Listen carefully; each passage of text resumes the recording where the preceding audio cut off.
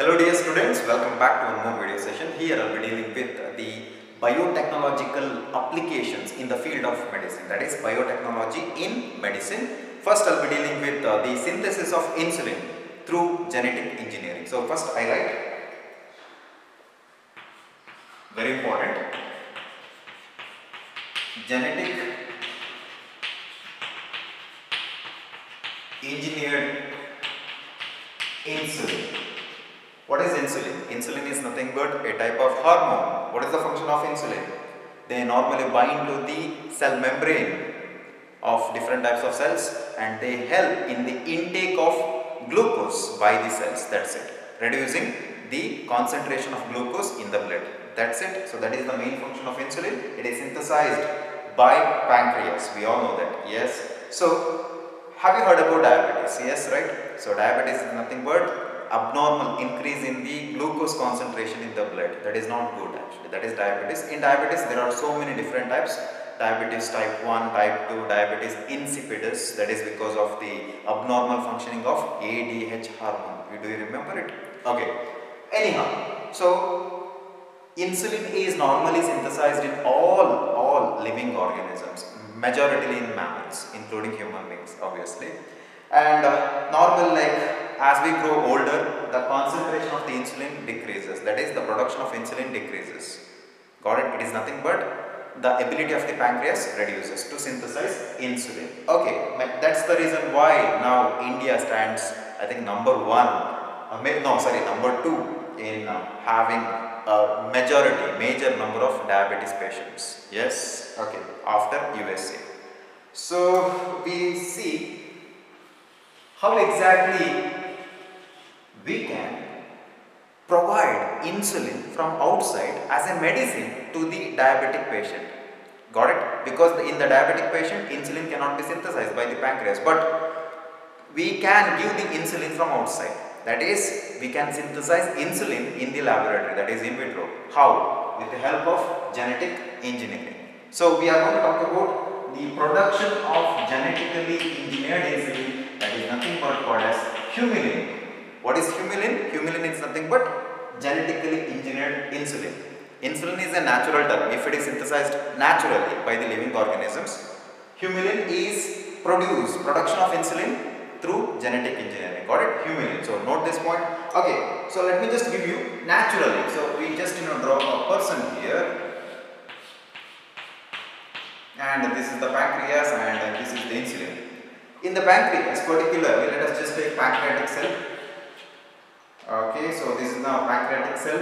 I have drawn one pancreatic cell. This is the nucleus and it has got DNA, and I am just going to isolate the DNA. So this is the DNA content present in the pancreatic cell.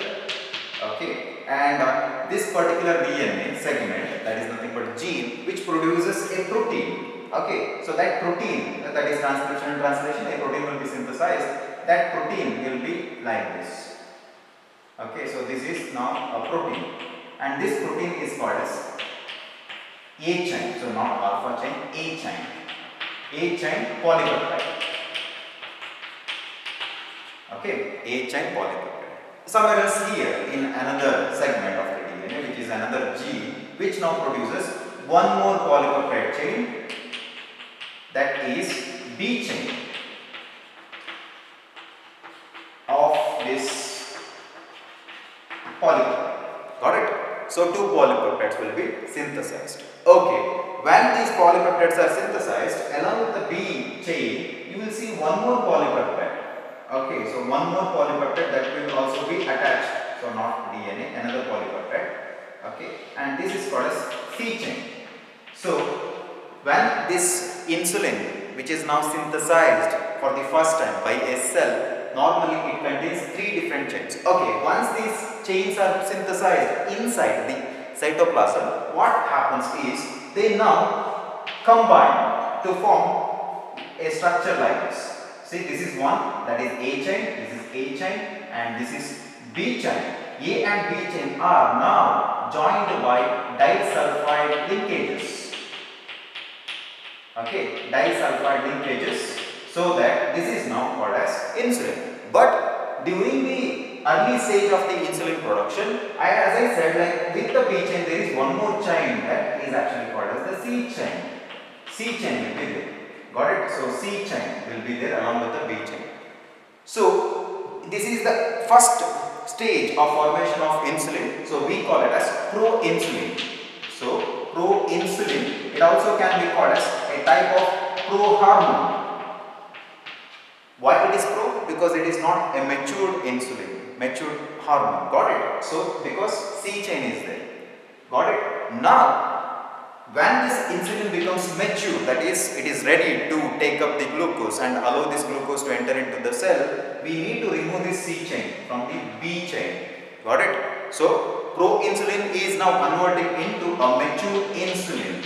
This is it. This is actually a natural way where insulin is synthesized. First as proinsulin, then as mature insulin. So that means in the mature insulin you will not see this C chain, that will be removed when it is maturing into a mature insulin. Got it? Got it? So this is the thing. So we have two DNAs, no, not two DNA, two genes actually for this production of A chain and B chain. Both the chains will be produced separately, but they will be combined by disulfide linkages in the cytoplasm. Along with that, C chain will be attached to the B chain. So proinsulin, that is called as proinsulin, it is not a mature insulin. So we need to remove that C chain to make it as insulin, mature insulin. Got it? So this is the natural way of synthesis of insulin. Hope you understood that. Now, in the diabetic patients, if you take any diabetic patients, the insulin production will be very low, or maybe like null, okay, or nil. So for that, what we can do is we can provide insulin from outside. Earlier, before 1983, the people used to give insulin which is extracted from slaughtered cattle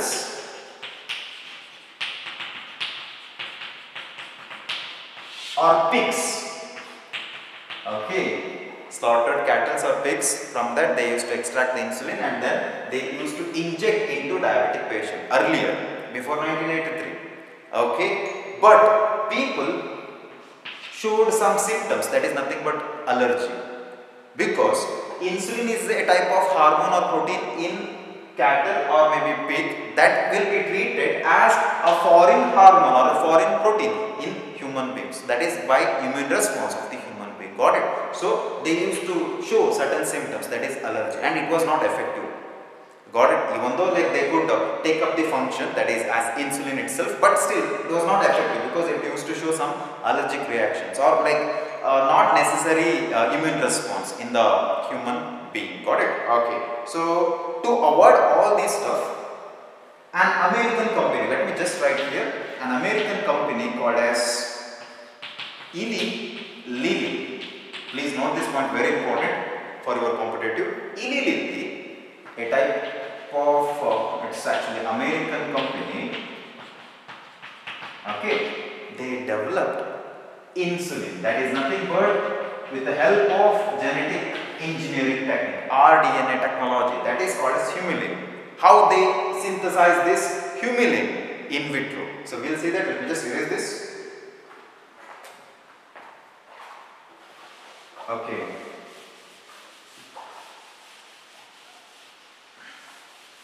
Very simple, they constructed, that is artificially constructed DNA stretches. Okay, so Eli Lilly, an American company, okay, they built this DNA, artificial stretches of this DNA, and this particular DNA, if it is inserted into any cloning vector, they could synthesize A chain.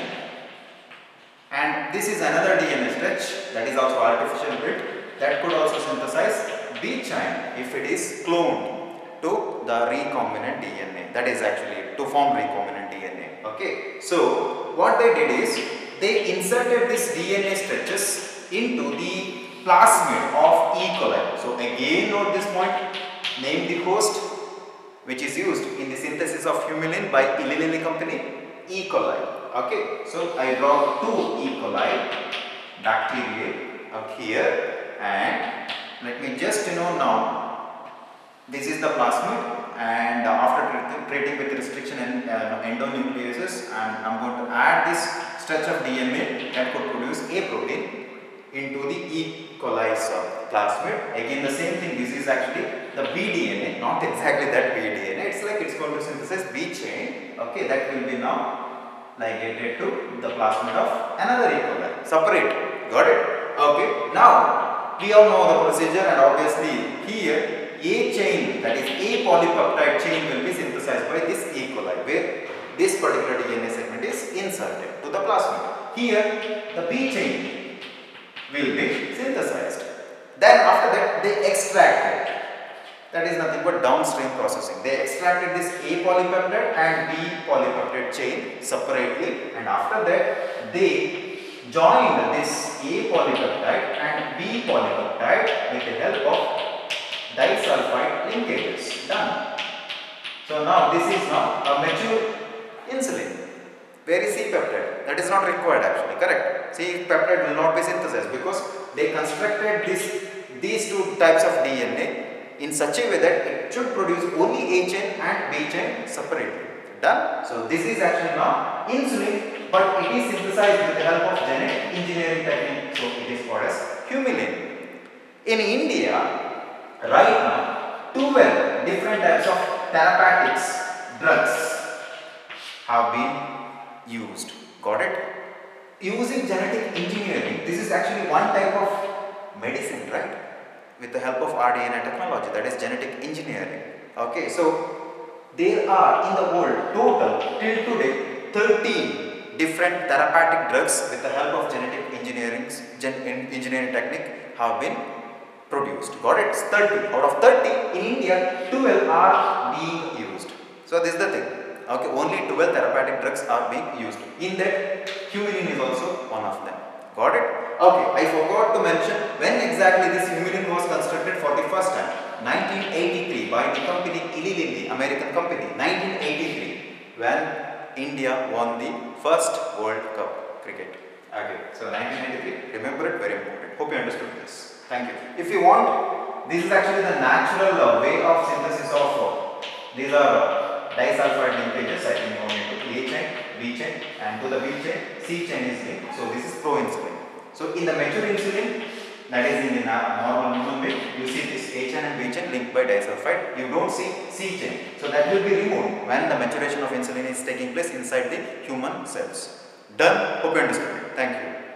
The second important application of biotechnology in the field of medicine is gene therapy. So we write here second one, that is gene therapy. Gene therapy.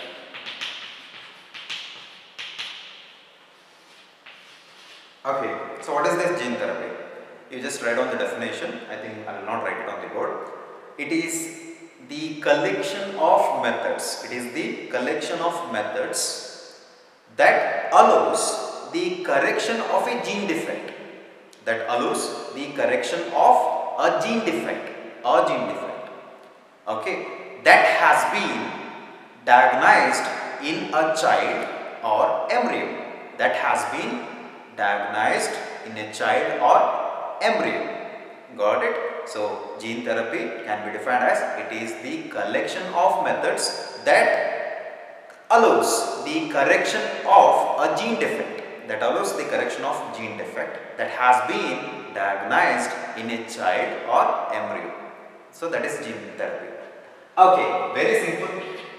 If we take one simple example, and this is the cell and the nucleus and the DNA here, and here let us just assume that this particular DNA is now producing a specific protein in my body. This protein is very, very important. Let us just assume that this protein play an important role in bringing immune response. Simple, just an example. Okay. So, but due to some problem in this particular DNA segment, it could be a mutation or some issues with the transcription and translation, the protein which is produced is abnormal, or maybe like this entire protein is not synthesized. Okay, so it is nothing but deficiency of that particular protein in the human being. So in the case of deficiency of this particular protein, so what's going to happen? That means that human beings' immune response will be reduced or maybe like zero. Got it? So he is not able to fight against any disease causing pathogens or organisms. Got it? He will fall sick all the time. This is the thing. Okay, so what if I use genetic engineering technique and I am going to introduce this particular protein into the body of this particular human being who is having this problem like immunodeficiency syndrome. Okay, so what's going to happen? This protein will be functional in the cell of that particular human being. So it's now compensate this particular loss of the protein. Done. So he will gain the immune responsibility. That's it. So this is gene therapy. Replacement of a defective gene. So this gene is not defective because it is not able to synthesize the particular protein. I am going to replace this defective gene with a proper working gene or maybe like a proper working protein, that is recombinant protein. That's it. Okay, but actually gene therapy is nothing but introduction of a gene which is working properly, which could able to produce this particular protein into the cloning vector. Particularly here we are using, for the gene therapy we are using retrovirus. Okay, retrovirus as the cloning vector. Got it? So a specific gene will be inserted into the retroviral DNA and then it is introduced into the cell of the human being. That's it. So this gene will be functional inside the human cell. That's it. So it's a kind of like a replacement. Okay. So first of all, gene therapy, let me just explain the gene therapy now by taking one example. There is a disease called as SCID. What is this? Severe combined, I means immuno, D means deficiency. Okay, severe combined immunodeficiency. It is actually a type of disorder. Why it happens? Because in our all the cells, you take all the human cells, okay, which got a particular DNA which will synthesize a specific enzyme called as ADA enzyme. Enzyme is nothing but protein now. Yes. Okay. What is this ADA? We'll write adenosine deaminase or aminase, adenosine deaminase enzyme. Okay. So please remember deaminase. Okay. ADA enzyme. Okay. So here, what is the function of this ADA enzyme? The ADA enzyme is very, very important. In your body, this enzyme is now being produced from a specific DNA segment, that is gene. Because of the ADA enzyme, it helps to build your immunity. For the immune response, ADA enzyme is compulsory. It is necessary. If ADA enzyme is not synthesized in your body, you will have this particular disorder, that is SID, severe combined immunodeficiency. That means you are unable to fight against a simple disease causing pathogen. Got it? So your immunity will be very weak. Got it? Okay. So this is normal in all the human beings. Suppose, let us imagine that in a particular human being, this gene is now defective. Okay, it will not produce ADA enzyme.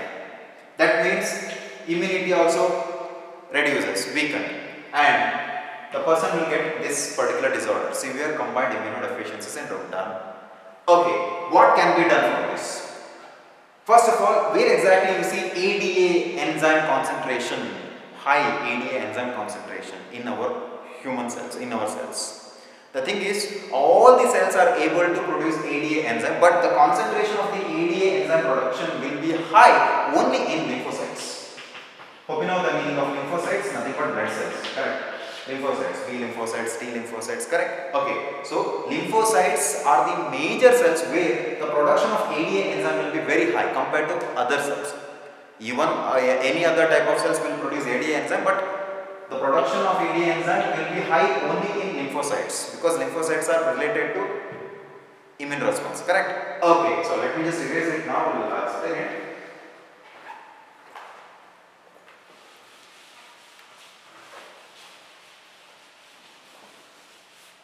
The thing is, in 1990, for the first time, gene therapy was initiated.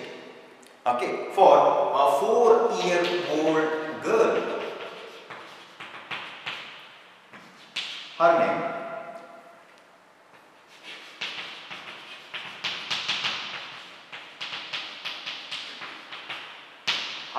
Silva, a 4-year-old girl. She was actually suffering from ADA deficiency. D means deficiency, disorder, and she was actually suffering from this. Got it? So, very simple. These scientists actually extracted her lymphocytes. Okay, lymphocytes were extracted from her body, and then they inserted. So, this is actually the cloning vector. What is the name of the cloning vector used in this gene therapy? That is particular for ADA deficiency disorder. That is retrovirus. Please note this one. Retrovirus normally used as a cloning vector in human being in the recombinant DNA technology. Okay, using this retrovirus, they ligated a specific gene of interest, that is a working gene which could produce ADA. Okay, from a healthy human being. That's it. Okay, he could produce ADA in his body. Okay, that is now rDNA. This rDNA is now introduced into the lymphocyte. Okay, so please note this point. This particular retroviral plus this one, what we call the gene of interest, okay, will not get ligated to the natural DNA of the lymphocyte. Please note this point. It will be separate. So because this retrovirus got the capacity to replicate in any type of cells, correct? Okay. So now it produces ADA. Here the natural DNA which has got the gene for ADA is defective. It's not working. But this is actually our new recombinant DNA which has got ADA gene which will produce ADA enzyme. Done? Compensation, right? Simple. So this is gene therapy. Done? Okay. But the question is does it provide a permanent cure to the SID patients? If this is employed after 1 or 2 years after the birth, it is not that successful. Got it? The reason is this lymphocytes which contain this rDNA should be injected into the patient's body regularly at regular interval, like 3 months, because the lymphocytes is not permanent, right? Because this girl is 4 years old. Got it? So lymphocytes will be like dying after like some days, 14-15 days. So we need to give more lymphocytes containing this particular rDNA. Got it? Regularly at regular interval. So it is not a permanent cure, but still it is a gene therapy. To get a permanent cure from this SID, what can be done? Think. Simple. In the embryonic stage, we all know that embryo contains what type of cells? Stem cells. Okay.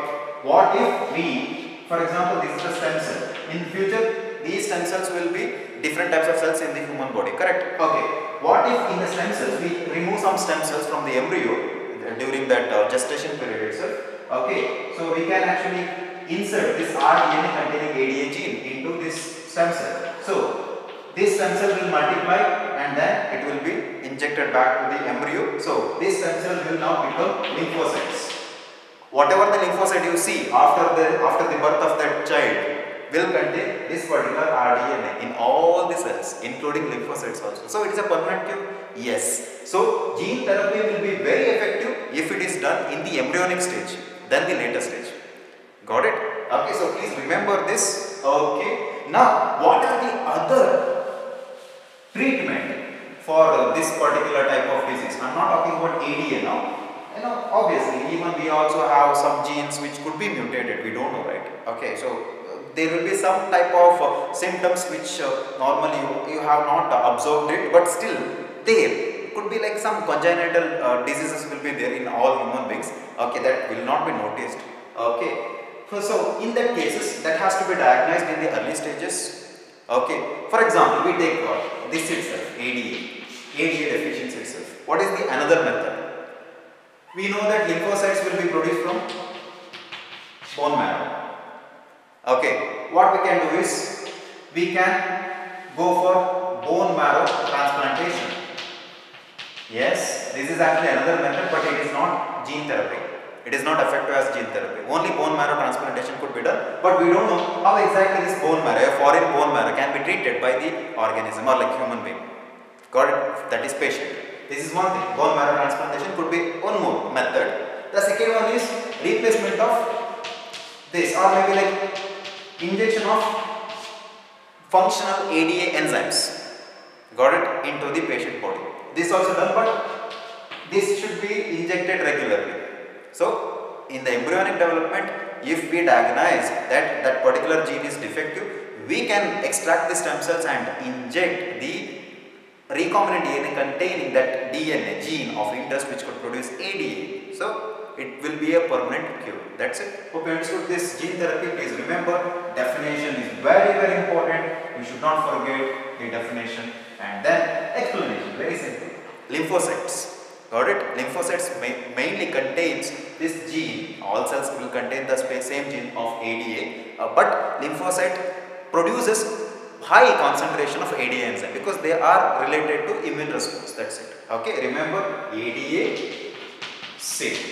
These two are very important. Don't get confused with that. In 1990, for the first time, gene therapy was introduced. Okay, so that's all about it. Now we will discuss about the third type of application in the field of medicine. The last concept comes under biotechnology in the field of medicine. Not important. First two are very important, that is humulin production and gene therapy, very important. This one is not important, molecular diagnosis. In this we are going to study how exactly biotechnology is really helpful in the diagnosis of different types of diseases. Here we are going to study about rDNA technology. Not study, we just simply write the heading, that is enough actually. rDNA technology. Even the polymerase chain reaction also helpful in the amplification of a defective gene or mutated gene in the type in patients like who is suffering from cancer. Or one more thing is ELISA, that is in the detection of HIV. Okay, so ELISA is nothing but based on antigen antibody reaction. Okay, so this is the thing. Done. So here when we start to show some symptoms, for example, if we are infected by a specific pathogen, we show symptoms and we go to the doctor, and the doctor will use conventional methods like blood test, that is blood sampling, stool sampling, urine sampling or serum sampling, all this stuff. That is not useful because when the pathogen infects us, obviously like they take some time, okay, to multiply inside the host cells, that is human cells. So in the early stages when the symptoms are like about to start appear, so at the time the doctor cannot identify which particular pathogen is causing the disease. It could be a failure using the conventional method. For example, you take cancer, you show some symptoms. If you go to the doctor takes your blood sample and say like everything is alright, you don't have cancer, nothing else, don't worry. But we don't know whether something has happened to us. So normally you know that the real symptoms of the cancer will be seen only after the third stage. We know about it, correct? So that will be too late for the treatment. Okay, so we can use this technology early in the stage of any disease. When you start showing the symptoms, you can use rDNA technology or PCR or ELISA. Got it? Why? See, rDNA technology is something else where you can actually insert a type of gene of interest into that what you call the cloning vector and introduce into a specific cell and see how exactly it is working. For example, let us assume that if the person gene is mutated, okay, so what I am going to do is I am going to use restriction enzymes to break his entire DNA, and then I will ligate all these DNA fragments into different types of vectors. Okay, then I will allow this to enter into a specific host. Done. Okay, in the host, if this particular DNA segment produces a protein and if it is working properly, then yes, there is no issues with this DNA. But any one of the DNA will not produce the protein in the host organism. That means that DNA or gene is defective. Yes, so we can diagnose it in early stages itself. We can tell, okay, so the person is having this problem. If you take any type of disease like HIV, so we know that there will be a HIV gene which is now inserted into our DNA. So this particular HIV gene, when during the restriction endonuclease process, obviously which will be cut and introduced into a cloning vector, this is HIV gene which will produce HIV protein, so which can be identified. Got it? That is rDNA technology. Or if you take PCR, again, what is the main principle behind PCR? PCR is nothing but you need to separate the DNA strands and then you have to attach a probe. Yes, probe should be complementary to any of the sequences. So you see, normally when the probe is failed to attach to this DNA, that means something is happened here. That means a specific base is deleted or replaced.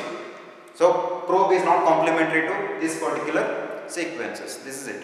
Or maybe like you will not get the amplification of this gene or DNA. So that is PCR, polymerase chain reaction. We can identify. There are so many different types of polymerase chain reaction. Just write, like remember this. Only 3 is enough.